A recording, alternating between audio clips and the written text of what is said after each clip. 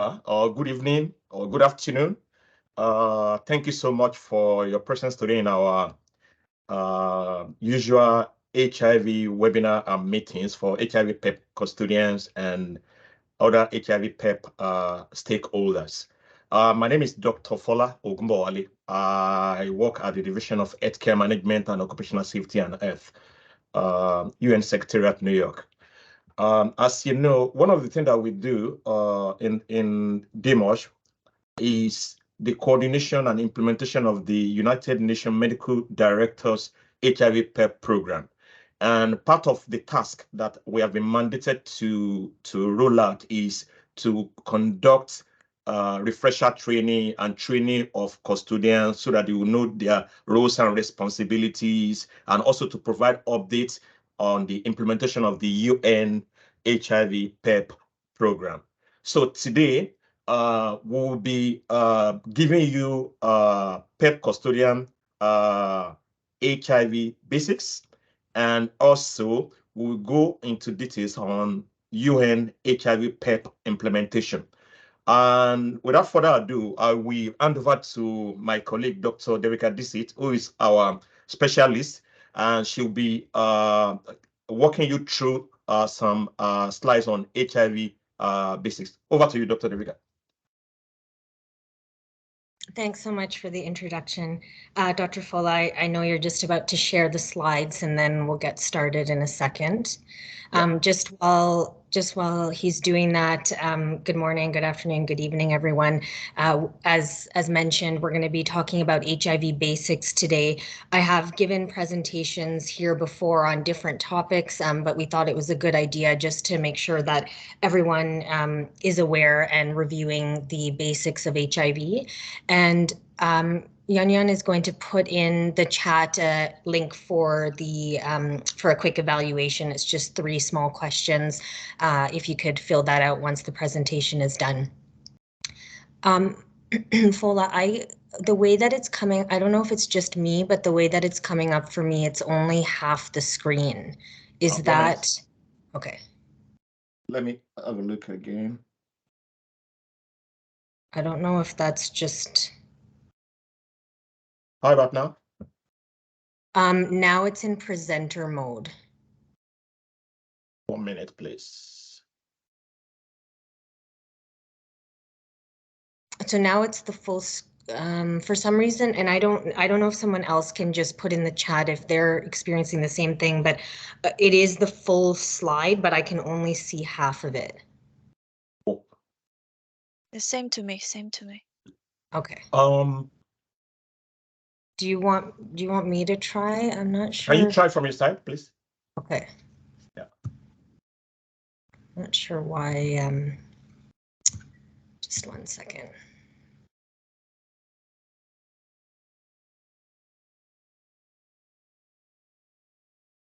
One minute, colleagues. Some technical itch here. We're trying to fix the slides are not appearing properly. Yeah, okay. We're working on it. I'm just going to go into slideshow mode. How is that? Is this? I think it's better enough. Yeah. Okay, so you can see the full screen then. Yes. Okay, can you see the thing where it has your picture in the little box, or is that not visible? Maybe I'll visible actually. Yeah. I'll minimize. Yeah. Okay, hopefully this is good. So just to be aware, I can't see the chat and I cannot see anybody. So if there's an issue, please speak up. And I do have to leave right at 8 o'clock, which is my time, so right at the hour. But I'll try to keep it brief so that we have a few moments for questions. And as I said, just please speak up or interrupt if there's something that you can't see, because I cannot see anything now.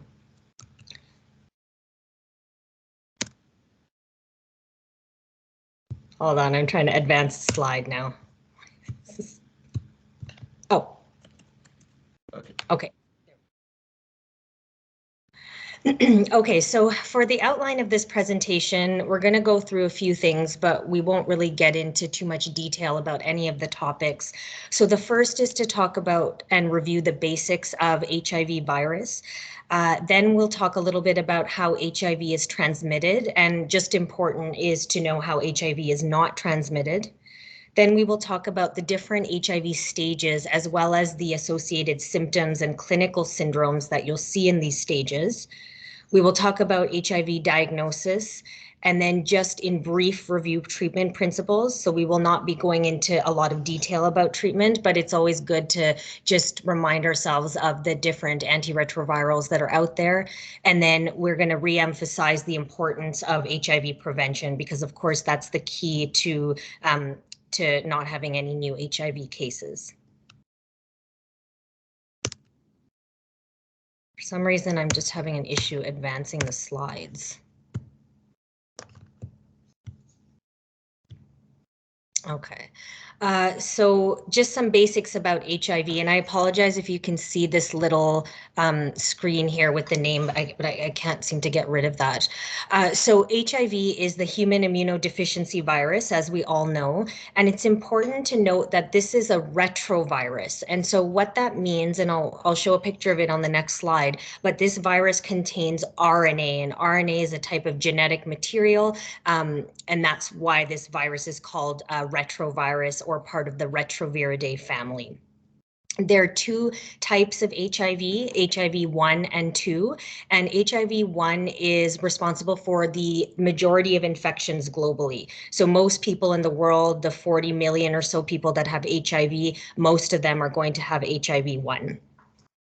HIV 2 is less common and typically is generally thought of to be present in West Africa, though of course is present in other parts of the world as well.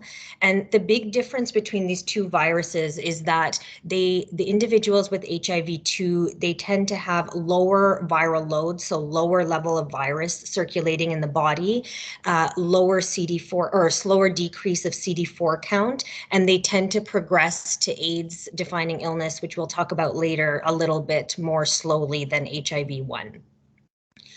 So it's really important to note that the cell that HIV infects is what we call the CD4 cell, and this is also known as a T helper cell, and this is one of the main cells of the immune system.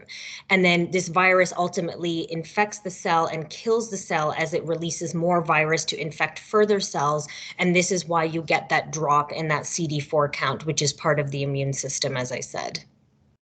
If you don't treat HIV in a timely manner, then you're going to have progression to AIDS, which is the acquired immunodeficiency syndrome. And that usually takes about 10 years for that to happen. It can vary, though. It can be less, and in some individuals, it can be actually a lot more in very, very rare circumstances. So it's important to know that HIV and AIDS are not words that should be used interchangeably, but of course you have to be infected with the HIV virus to progress to AIDS.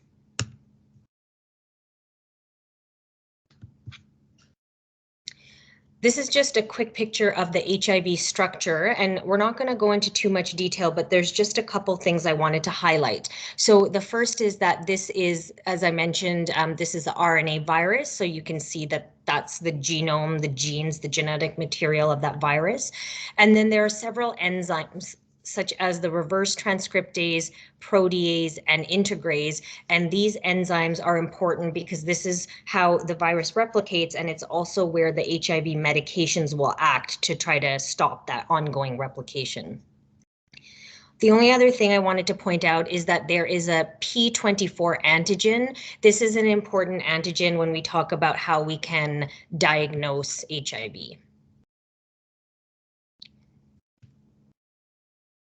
Okay, so it's important to know how HIV is transmitted, but also how HIV is not transmitted. So this slide is going to talk about the transmission, and we have some text as well as some pictures for those that are visual learners. But the key point to this slide is that globally, the most common way HIV is transmitted is by sexual contact, and that being heterosexual contact. Of course, other sexual types of sexual contact, such as unprotected anal sex or oral sex, and all of these would be unprotected. They also have a risk, but in general, globally, it's the heterosexual contact that is the most common. Also, if you have exposure to contaminated needles or syringes, that's another way HIV can be transmitted. And this can be if in individuals who are using IV drugs or others, or sharing needles typically. And then this also includes if you had a workplace exposure, so an accidental needle sticks or sharps injury. Just a reminder, of course, the needle or the sharps has to be itself contaminated with HIV. And if these needles have been lying around, you really do not have a risk of HIV if they've been sitting out for some amount of time, because HIV does get inactivated outside the body. The other way HIV can be transmitted is from mother to child transmission. And the way that we've put that is during pregnancy, childbirth, and or breastfeeding. The most common way this is transmitted is during childbirth, so the perinatal period, or during breastfeeding. So actually contracting HIV during pregnancy, meaning the true congenital infection of HIV, is actually quite uncommon. But during the delivery and breastfeeding, when you're having a lot of exposure to blood and body fluids, that's when it's more likely to transmit. And then, of course, depending on where one is living, if there is no good access to testing of blood products, then transfusions can be responsible for transmission. But in a lot of places of the world, there is quite excessive screening that happens, and the risk of acquiring HIV from transfusions is exceedingly low. Sorry, this is getting stuck. Okay. So as I said, it's also important to know how HIV is not transmitted. And the key is that it is not transmitted by casual contact. So kissing, touching, sharing food, toilets, hugging, these kind of things. This is not how HIV is transmitted. Also important to note that mosquitoes and other insects bites do not transmit HIV either. We've talked about how blood is kind of the main body fluid that we have transmission of HIV, but there are others such as breast milk, semen, and others. But it's important to note that body fluid that do not it's important to remember that there are also several body fluids that do not transmit HIV unless they are contaminated with blood. So when you go through a blood and body fluid exposure, it's really important to note what is that fluid that was exposed to, and if it was contaminated with blood or not. So the fluids that are not do not transmit HIV include tears and saliva, vomitus, stool, sweat, or urine. Now we'll move on to the different clinical stages of HIV, of which there are 3. So the first one is the acute HIV, primary HIV, or what is known as acute seroconversion. And it has different names, but it's all the same thing. And this typically happens 2 to 4 weeks after an exposure. The key to this is that it is a self-resolving syndrome, and it can be quite nonspecific. So as you can see, there are lots of symptoms listed here, including fever, fatigue, rash, lymphadenopathy, joint pains, body pains. This can be really nonspecific, and one might think that this is another virus or an influenza-like illness, just given the symptoms. You can also get headache, which can be associated with aseptic meningitis. So the virus itself is causing a meningitis in the acute period. And then also another clinical syndrome that we see sometimes is pharyngitis. So in individuals that we see that have recurrent sore throat, they're coming in, they are testing negative for, the usual things such as group A strep and other pathogens. I will sometimes test them for HIV if they've got recurrent pharyngitis. I think it's also important to remember that individuals can also be asymptomatic or have very mild symptoms. So they might not actually notice that there is anything actually going on. And so that's really key. And this is linked to when we talk about who we should offer testing to, because there is no one clear or distinct symptomatology during this acute HIV period that is classic for HIV. It's just these vague constitutional symptoms. What is a hallmark of acute HIV or the seroconversion, and I'll show this in another picture, but you have very high viral loads, and the higher your viral load is, the higher risk of transmission if you're exposing others during that period. So that's really important. Then there's chronic HIV, which is generally considered a clinical latency or a situation where you don't have symptoms of HIV. And then some individuals will have non-specific symptoms such as generalized painless lymphadenopathy, and that also in and of itself has a lot of different differential diagnosis. So what other things could this be? Cancer, etc. But generally they don't have symptoms during that period. And then this can last, as I mentioned, somewhere between 10, give or take, years depending on the situation, and then you progress to the last stage, which is AIDS. And this has a specific definition. So this is a CD4 count, so that cell that gets infected and then killed during the infection of HIV, that should go, if that is less than 200, then that is defined as AIDS. Or if you have a higher CD4 count and you have a presence of what we call AIDS-defining illnesses, also known as opportunistic infections, and then there are some malignancies as well that are AIDS-defining illnesses, and I will show those in the next slide. You can get advanced HIV infection occurs when you have a CD4 count less than 50. And once you have a CD4 count of less than 50, the prognosis effect of antiretrovirals, life expectancy, it's quite poor. So we really want to try to avoid getting to that stage. This is just another picture of the acute HIV symptoms, and I just put it up for those that are visual learners. I just find this is a really good picture that shows basically all of the same symptoms that I was talking about on the other slide. They've got fatigue and chills here and mouth ulcers, but basically, again, the point is that it can be quite non-specific. And then we won't talk further about the chronic HIV because, as I said, typically that's the period where you're not having symptoms. And then this is just a overall slide that is talking about AIDS and the advanced infection. So I talked about how AIDS is the less than 200 CD4 count or the AIDS defining illness. And so I've just put some examples here. So you can get HIV related encephalopathy. So you're having the encephalopathy, the infection or inflammation of the brain that is due directly due to HIV, or you can have other situations such as PML, which is another condition that's caused by another virus that you can get infected with or reactivated in your body when you have a low immune system. Just kind of going head to toe, you can get what is called cytomegalovirus retinitis. That's another very common virus that most of us are exposed to and infected with at some point during childhood, and then it can get reactivated in the eyes. And so when we're following patients with HIV, especially with low CD4 counts like AIDS, then you're looking, you want to do eye exams on these individuals. Lots of lung findings. So pneumocystis jirovecii pneumonia, people may have heard of that. That is an AIDS defining illness and needs prompt treatment for both the agent as well as HIV or else they have higher mortality. There is Mycobacterium tuberculosis, or I also added disseminated Mycobacterium avium complex. These are different types of Mycobacterium. It can be in the lungs, but it can also be anywhere else in the body, including skin, blood, and others. There's Kaposi sarcoma, which was really the classic kind of look in the 80s when we were thinking about AIDS defining illnesses, and this is caused by reactivation or infection with another herpes virus called HHV8.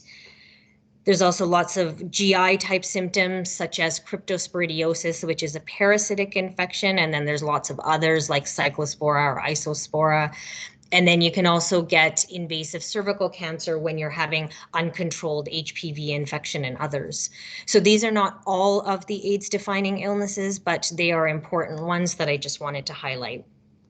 And just to state again that if you have a CD4 count less than 50, where you're really getting to advanced HIV infection, the survival is about a year to a year and a half if you're not treated with ARVs or antiretrovirals. And I've had many patients in the past that have presented with these low-level single-digit CD4 counts. They tend not to do well, and they tend to not have that same viral load decrease and CD4 count recovery, because ultimately that's what you need to have.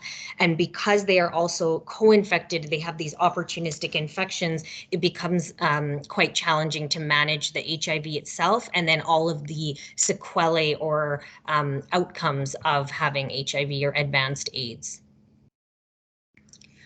Okay, so I'm going to move on to HIV testing and diagnosis, and I just wanted to remind everyone that in August 2021, we released guidelines on HIV testing in UN health facilities. So if you are not familiar with this document, please have a look at it. It is not very long, and it goes through some of the principles of testing, how to test, and more details about it. And I will just highlight one or two key areas here. So I think it's really important to talk about who to test for HIV. And obviously, we're going to be talking about blood and bodily fluid exposures and post-exposure prophylaxis later. But as you all know, testing for HIV is a key part of managing exposures. So you want to do baseline testing because you want to ensure that the individual that you're giving PEP to does not already have HIV. That would be really not good if you were giving them PEP. Then you want to do testing at intervals, and I'll explain why those intervals are there in, I think, the next one or two slides. So you're going to do some at kind of the 4 to 6 weeks, and then in a couple months and in several months. And that is the current protocol within the UN. And there are some variability in when we test kind of globally, depending on what kind of types of testing or generation of testing we have available. And I'll explain that in a minute. The other thing that's really important is that individuals that present with signs and symptoms of HIV should be offered testing. And as we've kind of talked about, some of these can be quite vague. So you really need to use a judgment about who you think might need testing. And some of that is due to kind of doing a risk factor assessment. But on the other hand, if there are symptoms, it's something worth considering. It's a relatively easy test to do. Of course, you want to have counseling associated with the testing were it to be positive. And if the test is negative, this is also a time to do counseling if there were some potential modifiable risk factors that could be discussed to help reduce further risk. Also consider testing during pregnancy and then for partners of those who are infected with HIV. And then the bottom line is that anyone who requests it should be, we should be offering them testing. And the bottom line is that we're testing broadly and we're testing often, of course, as appropriate. I think it was in September 2023, quite recently, the WHO actually had this new recommendation on how to consider testing, and it's actually about using social network testing approaches in addition to the other ways that we offer HIV testing as above, as part of a comprehensive package. So say you have a particular community or group of friends or others where you're seeing cases of positivity, you want to try to use these social networks to understand who could be at risk and then offer those individuals testing as well.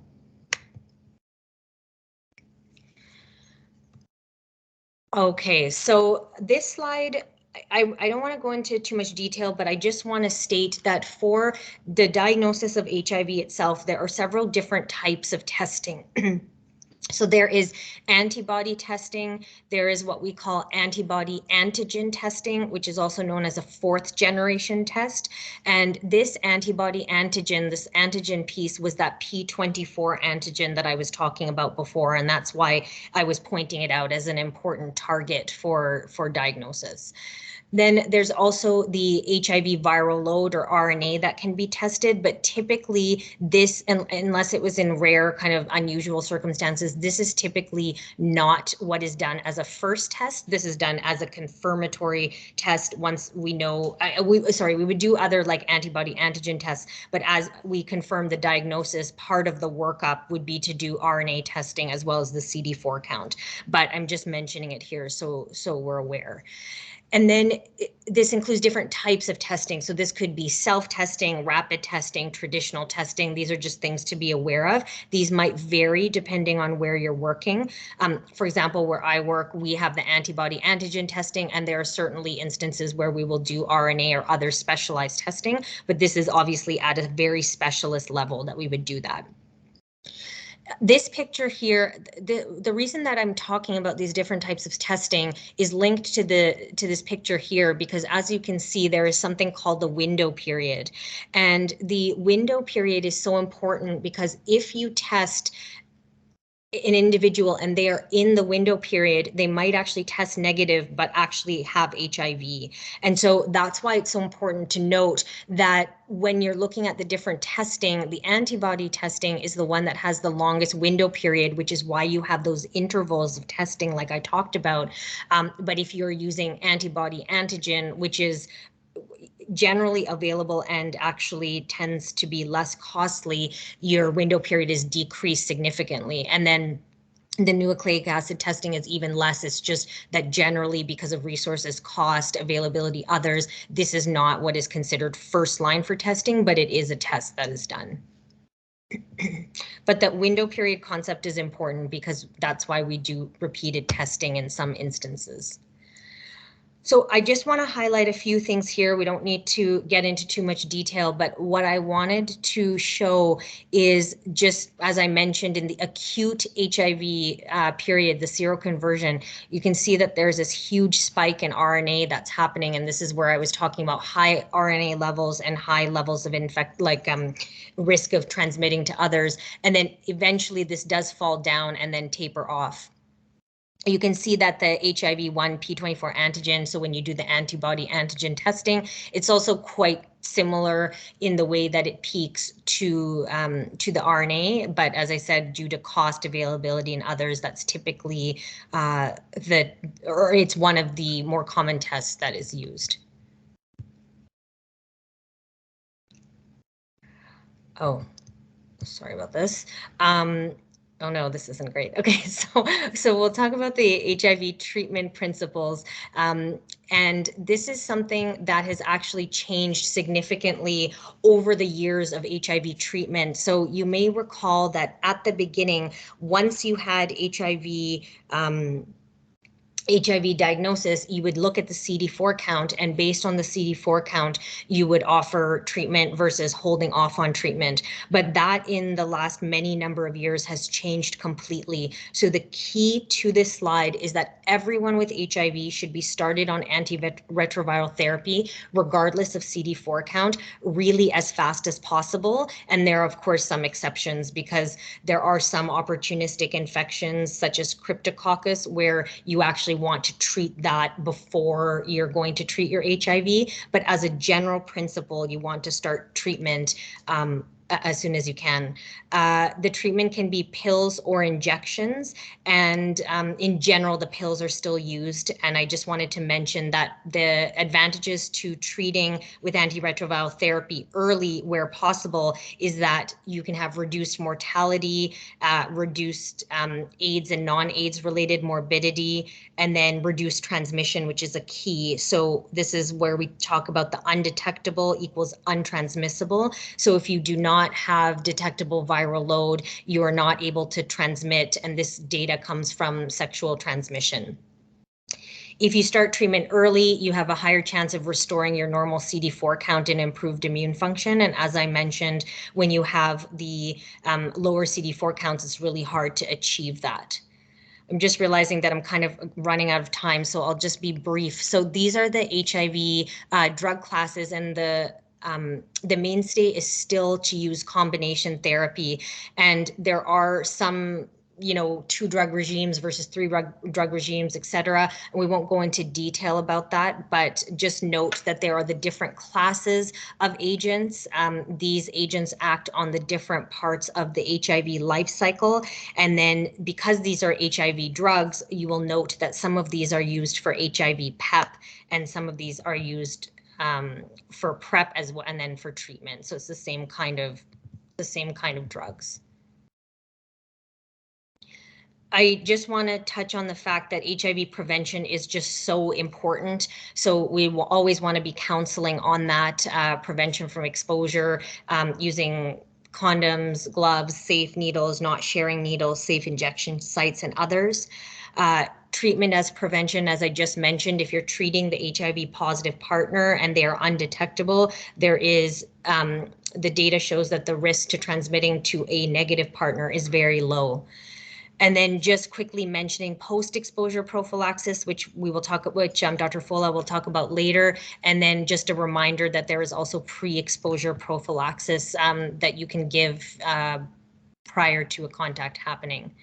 So just quickly, the pre-exposure prophylaxis, I just kind of mentioned this, the PrEP is the pre-exposure and PEP is post-exposure.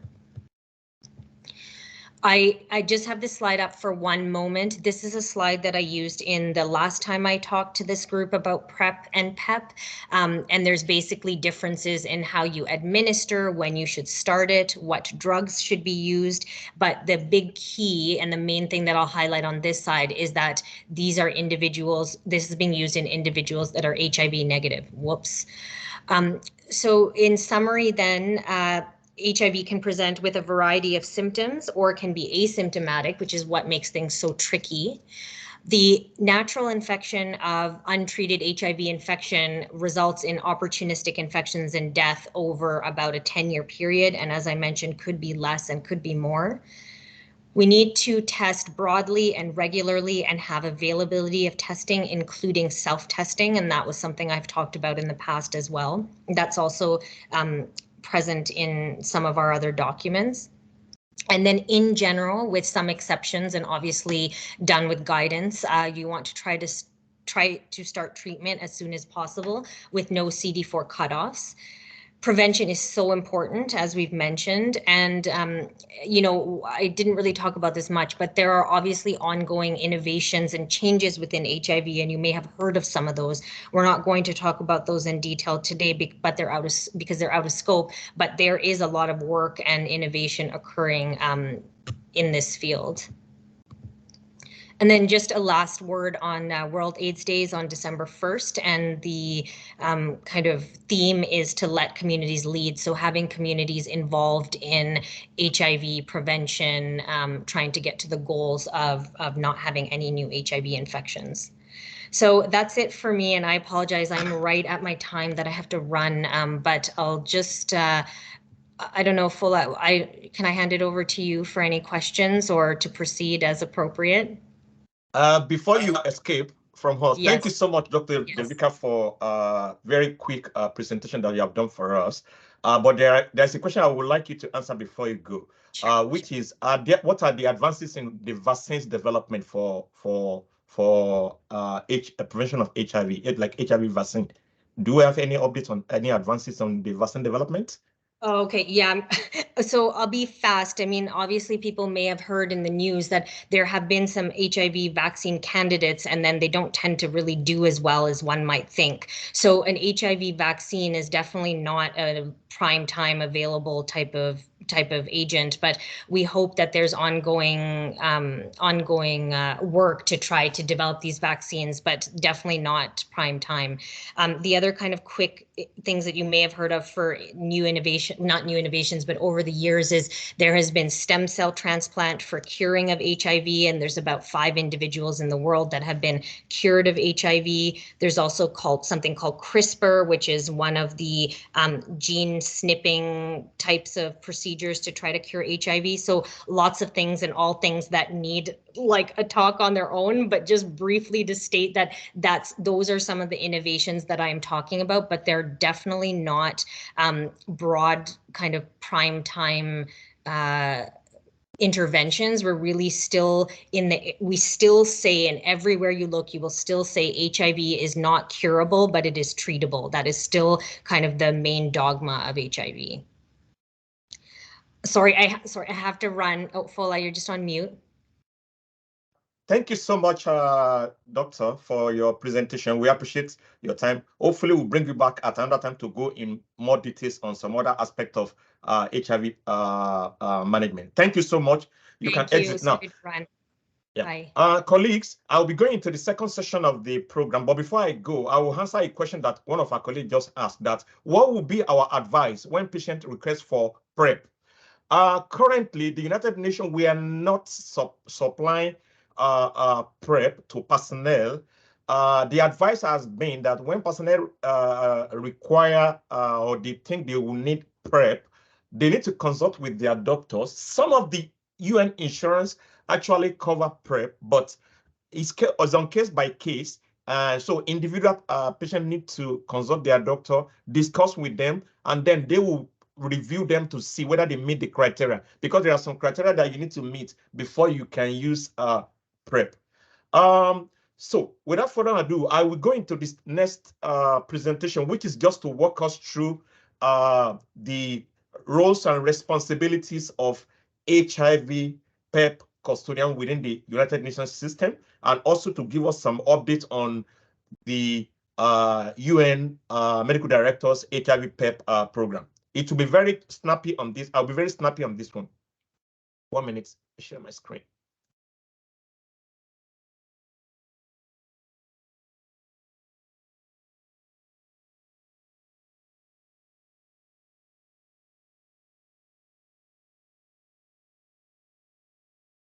Okay, so I will be going over the this with us. So my colleague, there are something that Dr. Devika mentioned that I won't really dwell on so much. So we all know what PEP is, post-exposure prophylaxis, and we all know what HIV PEP is. So HIV PEPs are medications that are given after exposure to HIV, and the main reason why these medications are given is to prevent HIV infection. So that is the reason why we give HIV PEP, to prevent HIV infection in people that are exposed to HIV, irrespective of the way the exposure might have occurred. And we have different types of exposure. It can be accidental, it can be incidental, it can be occupational, it can be non-occupational. So irrespective of the type of exposure, so you can always administer HIV PEP to prevent HIV infection in the people in the individual that has been exposed to HIV virus.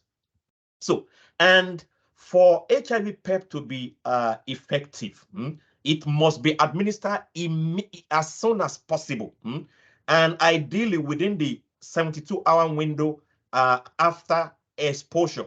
So, because if you administer the PEP beyond the 72-hour window, the effectiveness of this medication cannot be guaranteed. So the effectiveness continues to wind down once you reach the 72-hour window. So that is why we always implore personnel, when they are exposed, to reach out to the custodian, so that at least they can be assessed and see if there has truly been an exposure, and then the HIV PEP can be commenced as soon as possible. And based on the current World Health Organization regimen for HIV PEP, the medication must be taken daily for 28 days, uninterrupted daily for 28 days. I will talk about this further in my next slides. So, in the current United Nations HIV PEP kits, what do we have inside? So we have, number one, the antiretroviral medications. So normally, like Dr. Devika mentioned, we are using a combination therapy for in the current UN HIV PEP kits. And the combination of drugs that we are using are tenofovir, lamivudine, and dolutegravir. You can see the details online on the slide. But in our kits, the medication that is currently on circulation is a fixed dose combination, which means instead for the exposed person or individual to be taking 3 different tablets, they will just take one tablet that contains all the three different medication combined together. Just one tablet, and all the three medication are combined together in that one tablet. So it's only one tablet in our current kit that is in circulation. The staff member will only take one tablet daily for 28 days. Another component of the kit in circulation is the pregnancy test kit. The reason why we put pregnancy test kit inside the current kit in circulation and based on WHO recommendation is because you want to make sure that when you have a female client trying to access HIV PEP services, you need to make sure that they are not pregnant before you administer the antiretroviral medication. And the reason being that if the woman is pregnant, you may need to refer them for further assessment, and then you may need to manipulate the drug combination to look at an effective or other type of medication that will not affect the pregnancy. So that is why you need to do the pregnancy test. And once you are sure that the female patient or client is not pregnant, then you need to go to the third component of the kit, which is the morning after pill or emergency contraception. So this will prevent the individual from getting pregnant within the period while they are taking the HIV PEP medication. So, and this leads me to the fourth component of the kit, which is the United Nations Medical Director HIV PEP guidelines and form. So inside the PEP kit, most especially the one in current circulation, we have this guideline printed in French and in English, and including all the forms also. I will talk about the forms also later. So this guideline, this HIV PEP guideline contains details about the roles and responsibility of the patient, the roles and responsibility of the custodian, the roles and responsibility of the physician or clinician who is assessing to make sure that the individual is eligible, and the type of medication that we have, the kit contents, what are the side effects, what information the patient needs to know. All these are inside these UN Medical Director guidelines.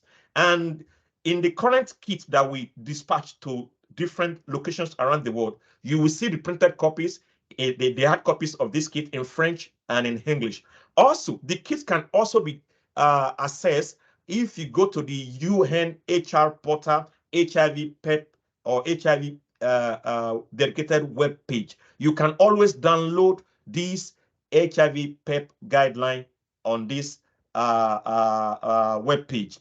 And also, in the current kit, we have two forms that must be used whenever you are administering the UN HIV PEP to UN personnel. I will talk about the forms later. Subsequently, the next batch of kit may not include the hard copies of the HIV PEP guideline.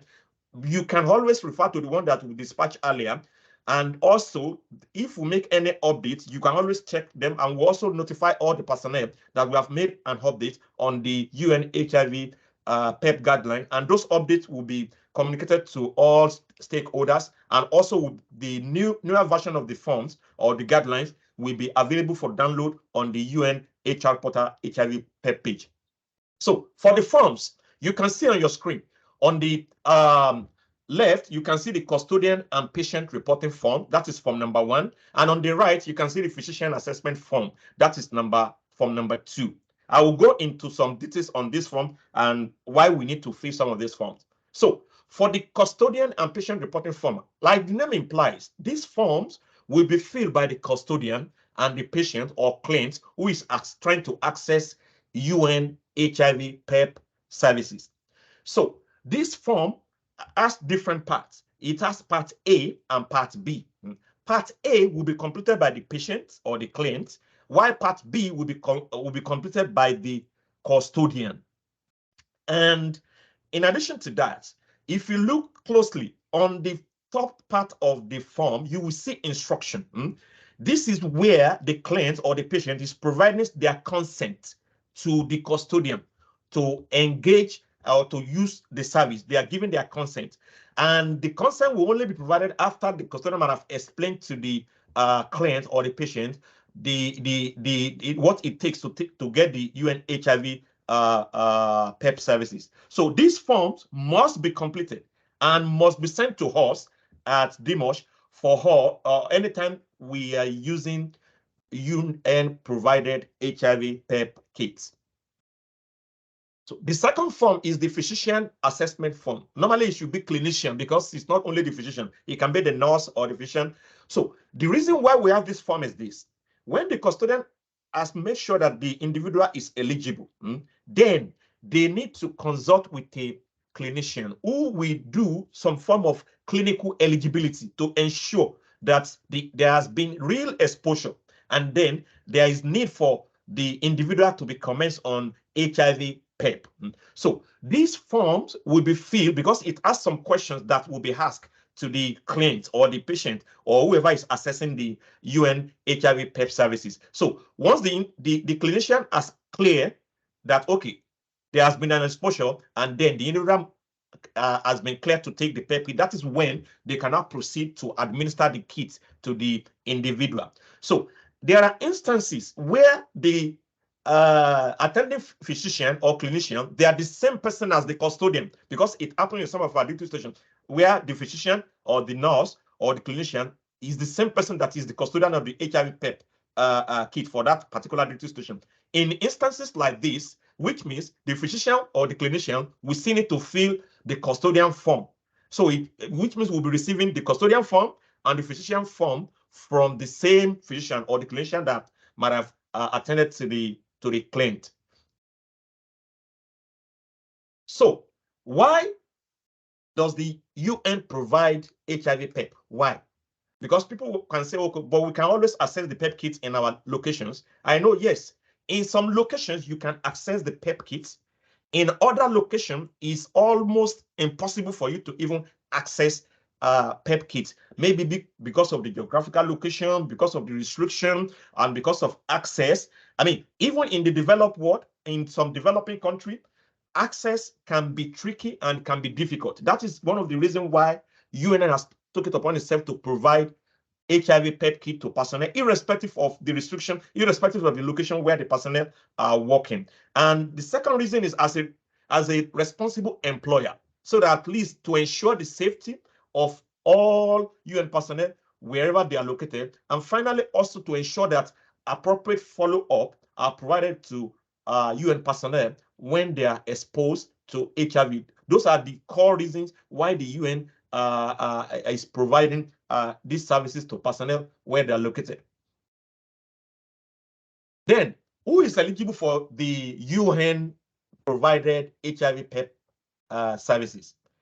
The only people that are expected, that are eligible to take this service are all personnel that are covered under the United Nations Security Management System and their dependents in duty station where there are dependents, where dependents are with the personnel. So anybody under the United Nations Security Management System and they are eligible dependents, either wife or children, they are eligible to access or use the UN provided HIV PEP services.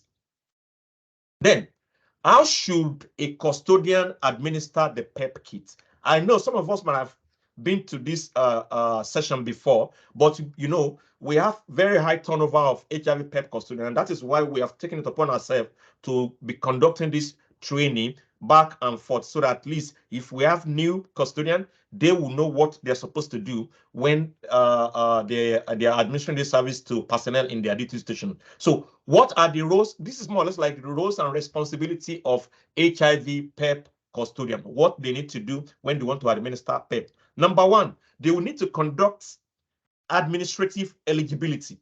Like I mentioned earlier, the custodian need to make sure that the person that they are trying to administer the HIV PEP kit to is somebody that is covered under the UN Security Management System and or their dependents. So this is more or less like the core administrative eligibility. The reason being that sometimes if you administer this medication to non-UN personnel that are not covered, this may expose UN to some kind of risk. So that is why, to mitigate this type of risk, that is why it has been limited to any individual cover under the UN security system.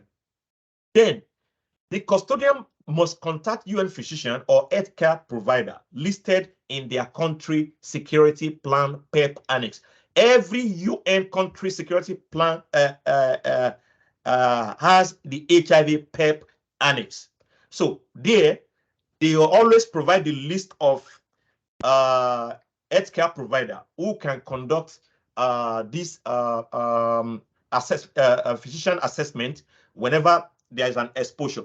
So if you don't know so much about this, you can always ask your UNDSS colleagues, and then you will see all those lists there. So when the custodian must contact the physician, and the role of the physician here is to conduct the clinical eligibility, like I mentioned earlier.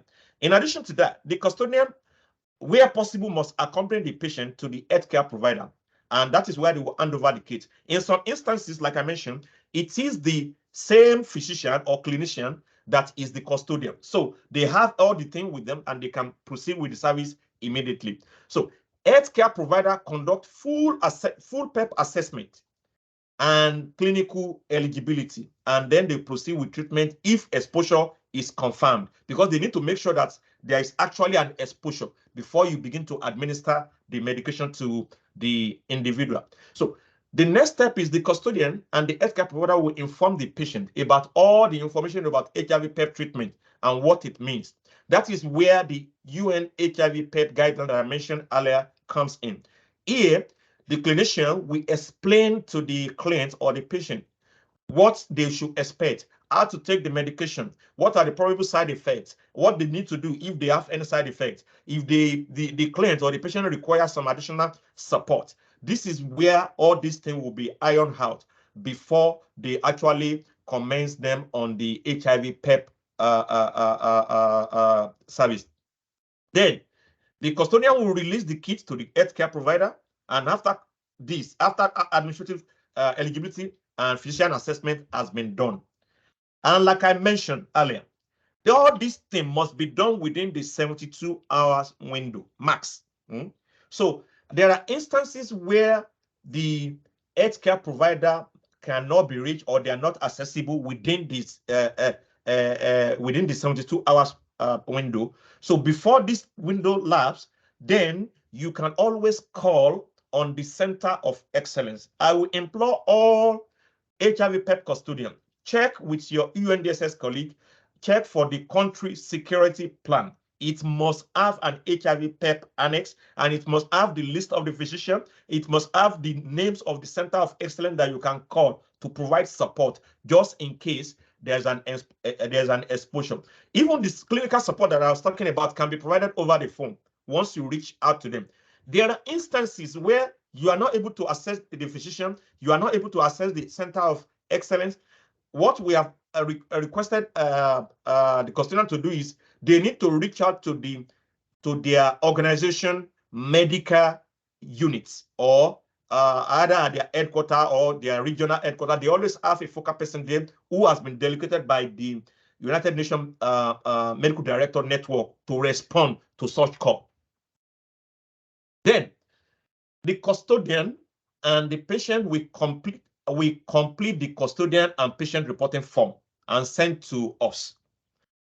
Then the physician will complete the physician assessment form also and send to us. So 2 forms must be sent to us after we have agreed that the individual has been exposed and they will need HIV PEP services. So we will always follow up if this is has been requested by the client or the patient. Sometimes we've had instances where the client or the patient requested for psychosocial support. We have been able to provide and connect them and provide the adequate support. And some clients or patients also requested for additional information, which we have been able to supply. So it's only when you complete this form that we will know if an additional support has been requested. That is if the patient or the client doesn't want you to provide the required support to them at the mission level. Then the custodian must keep up-to-date inventory of all PEP kits and their usage. This is very, very crucial so that you won't just run out of the kit suddenly and you realize that, oh, I'm out of all the kits. So which means you need to make sure that you keep a proper inventory of all your kits. Then the care and the storage of the kit. You know, we've had back and forth with some custodian writing us, oh, how am I supposed to keep the kits? How am I supposed to ensure? What do I need to do when the kits expire? So we always implore that we store the kits according to manufacturer instruction. Temperature below 30 degrees Celsius and away from direct sunlight, extreme heat, extreme temperatures, extreme humidity. Just keep it safe in the place where you know the kit will not be exposed to extreme weather, because this may affect the effectiveness of the medication inside the kit. And when the kit expires, what do you need to do? You can either dispose the kit by following your local health authority guidance on how to dispose expired medication. Where this is not possible, we've had colleagues that reach out to us that, okay, they are not able to dispose the kit. What should they do about it? If you check on the UN HIV PEP guideline or on the UN HIV PEP annex on the security country security plan that I mentioned, you will see the contact details of WHO Geneva. You can always mail the kit, the expired kit, to them for destruction. They will always do this. So if you have any issue with expired kits, just let us know. But even from our own side, what we do is we always know when the kit will expire, and we can always advise on how to dispose the kit if you have any difficulties. So on maintaining confidentiality, I mean, there has been instances that people are, do we need consent before we administer the PEP kit? The answer is yes. We need to get the patient or the client consent before we administer the kit to them. And that is why the patient or the client need to fill the Part A section of the custodian patient reporting form. That is where they will be providing their consent that they want the service. So you need to ensure that the patient or the client read this instruction part before they begin to put their names and details on the form, which is more or less like giving their consent. Then confidentiality. All HIV PEP information and documentation must be treated with strictest confidentiality. Nobody will want their information to be all over the place. So that is why the custodian are implored. Make sure that you are only dealing with the client or the patient, and make sure that all information collected are treated with confidentiality.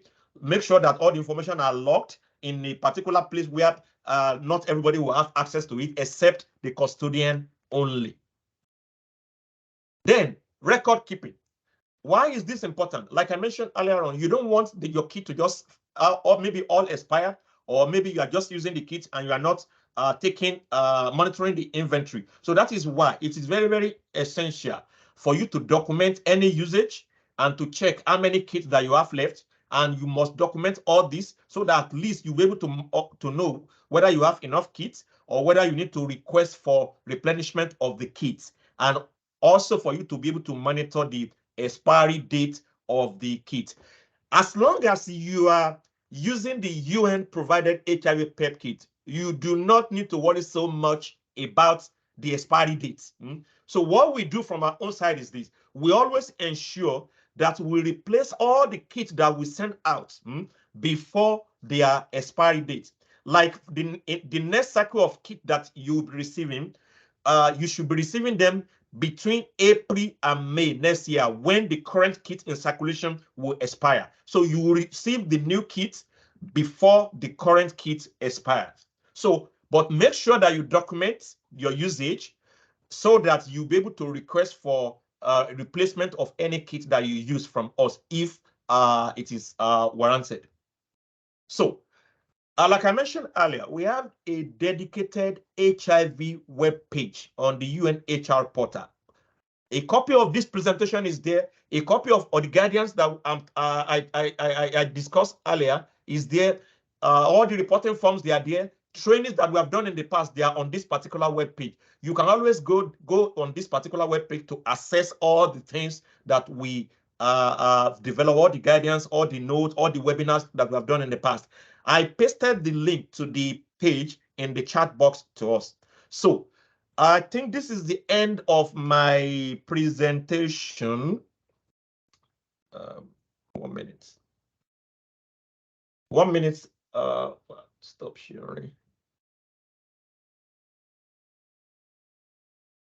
So I don't know if we have an, okay, I can see some question here already. Okay, let me scroll up because I can see I have a lot of question here that I need to go through. 1 minute. I will try as much as possible to answer some of the questions before our time. In which circumstances should one need PrEP? Can one buy HIV PEP in the chemistry? So if you want to buy HIV PEP in the chemistry, in some location, they are available. In most locations, I can assure you, they are not available. You may need to ask at your health facilities, and most likely they will be able to direct you to where you can buy them in situation or in context where they are available to purchase directly. But in most locations, I can tell you they are not always available. They will always refer you to a particular center where these services are being provided. For PrEP, there are various criteria that must be met before you can use PrEP. I won't go into details on this because of our time, but what I will do is I know we are actually planning with Dr. Devika to come back at a later time to give us a detailed presentation on PrEP and who can take it, what are the conditions or circumstances where PrEP can be taken. We should be sending an invitation for this, hopefully from our calendar. I think most probably it will be early next year, as most of our colleagues are actually moving into the holiday session now. So another question is this: so if a patient is pregnant, can we give her after completing PEP? We do. Okay, I know what the person is talking about. Yes, you can give PEP to a pregnant woman, but you need to make sure that you consult with a specialist, because not all there are some of the antiretroviral that are not advised in pregnant women. So that is why you need to refer to a specialist who will advise you on what combination to take and what to do if you are pregnant and you are exposed and the exposure has actually been confirmed. So when you I am UNDSS personnel and PEP kit custodian, but I'm not neither physician nor clinician. What is my role? Okay, your role, like I mentioned earlier, if you are not a clinician and you are a custodian, your role is this: you conduct your administrative eligibility, consult your if you have UN clinic or UN facilities within your health facility within your location, reach out to the doctors there. They will be able to provide you with clinical eligibility assessment, and then they will instruct you whether to administer the kit or not administer the kit. If you don't have UN personnel or offices or location within your vicinity, then that is why as part of the UN country security management plan, you must have an HIV PEP annex. On this annex, you should have a list of physicians, their names, their phone number, how you can reach them if you have an individual that's been exposed to HIV. If you look very well, if your country security management plan has been made properly, the HIV annex is actually a paramount part of that security management system. In situation, actually, I need to touch this. In situation where exposure has been confirmed and there are no HIV PEP kits, this is actually a reason for Medivac also. If you know that there has been a confirmed exposure, then you may Medivac. And that is if you are not able to access the HIV PEP services locally and you know the 72-hour window is taken. I go to the next question. Okay, Somebody said that, thanks for this presentation. Now in my area, we are out of stock for all PEP kit components due to expiration date. How could we restock with kit? I mean, if you can write us directly, I can provide you ways to restock the kits. But the easiest way for you to restock the kit is this. If you are using the kits, if you have been monitoring your stock, you shouldn't run out of the kits. And also, you should have requested for replenishment or restocking of your kits before they all expire or before you run out of all the kits. Because what we do is this. We have a backup stock at HQ that we normally dispatch when any field station, when they request for replenishment of their kits. And like I mentioned earlier on, if it is the UN provided PEP kits, they cannot be expired by now. No. All the kits that we supply will expire by next year, April. None of our kits will expire now. You can only have stock out now. And if you have stock out, please reach out to us ASAP. We will always find a way of deploying new kits, set of kits to you ASAP. So if it is a UN provided HIV PEP kit, they can be expired by now. They will all expire between April and May next year. That is when the kits will expire. But if you have run out of kits, reach out to us. We'll help you and send you a replenishment.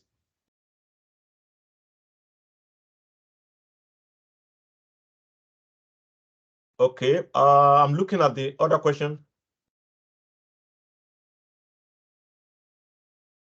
Okay, somebody said, I know there should be PEP kits, but I didn't find any PEP kits here when I came. So will you please guide me? How will I get the kits? What I normally tell people is this. If you are new to any location, you will always have UNDSS briefing before you even begin to move around your duty. That part of their briefing should be to tell you where you can actually access HIV PEP services if it is included in their UN country security plan. If you don't have access to UNDSS colleague there, reach out to the clinic immediately. Because normally, like I said, this should be part of the briefing that you should receive, where the location, the name of the custodian, and where the kits are located. If you don't have UNDSS, if it's not part of their briefing, always reach out to the clinic. They'll be able to provide information to you. And if you are confused, you are not able to get the information, please reach out to us on our email. Then we will be able to we can provide you the list of all the custodians and their location. By the way, we have developed a new UN HIV PEP custodian dashboard that has the names of all custodians. So if you cannot access this, let us know. We'll be able to provide you the links and the names of all the individual.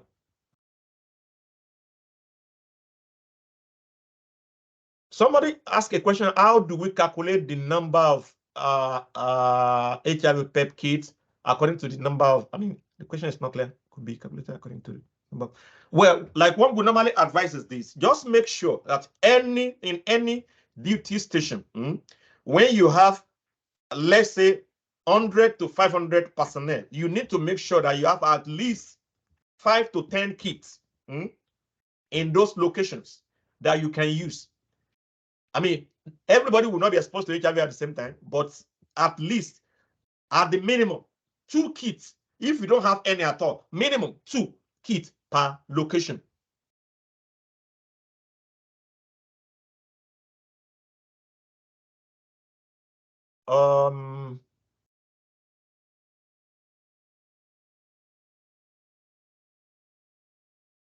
Well, they said somebody asked a question that if the patient refuses to give his name, his details, name, family, and organization, what shall we do? Shall we give him the PEP? Then you are giving your PEP to a stranger that you don't know. What about if they have serious side effects and they collapse? So that is the reason why HIV PEP is a medication. A stranger cannot come into your clinic and demand for a medication without asking for their names and where they are coming from, the reason why they want the kits. I mean, it's very simple. Nobody can come to your clinic without giving you their details, and they're asking for PEP kits. Even if you will not get all the information from them, there's no way they will refuse you their name. You need to have the name of the patient, the organization that they work for, before you can administer the PEP kit to them. Those are crucial information that you need to know. You may not transmit the name on the form. There have been instances where the names of the clients or the patients are not transmitted to us. As long as the custodian have the name and the details and they can trace the client or the patient, that is fine with us. But you must at least get the name and the name of the organization of the patient. Yeah, somebody asked, why are we replacing the kits every so frequently? The reason is because the HIV PEP kit, the antiretroviral component, they always have a shelf life of 2 years, which means all the HIV medication there, the antiretroviral medication inside, they always have a shelf life of 2 years. And which means when we send the kit out, within 2 years, they will expire. There's no magic about it. So what we try to do is we normally talk with the supplier to give us fresh batches of HIV PEP so that when we are receiving them, they are just like maybe a month or a week or 2 weeks when they have been released from the factory. So at least we're able to maximize how long the medication can stay on our duty station before they expire. That is one thing that we have actually done. So HIV PEP, they always have they have very short half-life, and then they expire within 2 years of productions. Somebody said, is unprotected sexual intercourse one of the acceptable exposure to warrant HIV PEP? Well, that is why there must be an assessment. Once the assessment is done and there is a risk and they can confirm that there has been exposure to HIV infection, then HIV PEP can be administered. But like Dr. Devika mentioned during our presentation, the most effective treatment is prevention. You prevent unnecessary exposure to HIV. So once you do that, you will be protected. But unprotected sexual intercourse, once it is confirmed that the individual there's a risk for HIV infection, then PEP kit can be administered. Is there any webinar or online session on World AIDS Day by Dimash at headquarters? So what we normally do on World AIDS Day is we normally send out an HISIC article that will be available on HISIC, UN HISIC. There's always an article that we normally send out on the World AIDS Day just to commemorate this day. December 1, you see an article that will be published by Dimash on HISIC or about World AIDS Day. And we normally make sure that the article follow the team that has been assigned for that year by the global health authorities. Can HIV/AIDS patients use the PEP content? No. Once you are an HIV patient, confirmed HIV patient, you cannot use HIV PEP. You have the infection already. You cannot use the PEP. You need treatment. So treatment is different than prevention. So once you have confirmed HIV positive, then you don't need PEP, you need treatment for HIV. And this, you need to reach out to a clinician who will be able to conduct an assessment on you, both clinical and physical exams, ask you questions, and then they will decide on the type of combination medication that you will use and how they will follow up with you. Because this requires regular monitoring and follow-up and assessment and tests that you'll be doing. So if you are anybody that is confirmed with HIV, they don't need PEP, they need full treatment for HIV. That's why they need to be assessed. Is there a procedure to donate expired kit to local health facilities, or do all kits have to be sent back and destroyed? Well, the reason why, what we normally do is this. Normally, you shouldn't have too much kits with you because we normally send the kit based on the number of duty stations that are in the country. And we don't normally encourage to send our kids out to local health care facilities. No, because of the risk that UN may be exposed to. Imagine if you give UN kit to a local health facility and the individual take the kit and they die, then it becomes a PR issue for UN. They may say, oh, there's a problem with the kit that the UN provided. Maybe it might be something else that have killed the patient. So it's a very tricky ground that we need to actually tread softly.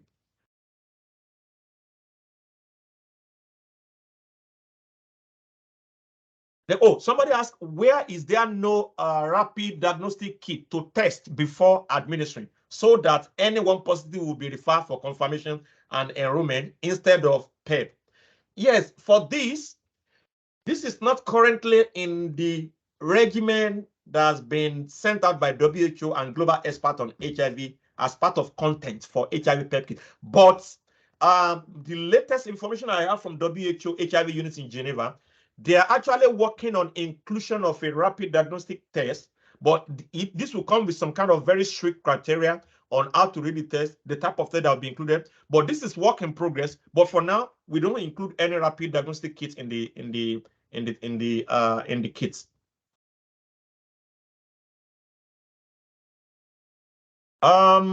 I think we still have a lot of questions. I will try to answer some of those questions because of our time. I wouldn't want to take more than I took extra 15 minutes already. Sorry for that.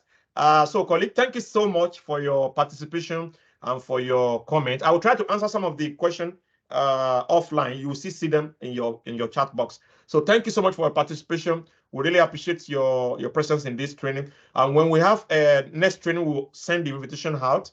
And if you also have any question, you can always reach out to us at this particular email. I'm putting here 1 minute. 1 minute. I'm pushing the email here. So you can always reach out to us on that particular email, and then we will respond to your question. It's dos-dhmosh-hiv@un.org. If you reach out to us, we will always respond to your questions. I wouldn't want to entertain additional questions because of our time. I don't want to keep all of us on the line. Thank you so much and have a wonderful season. Thank you. Bye-bye, everyone.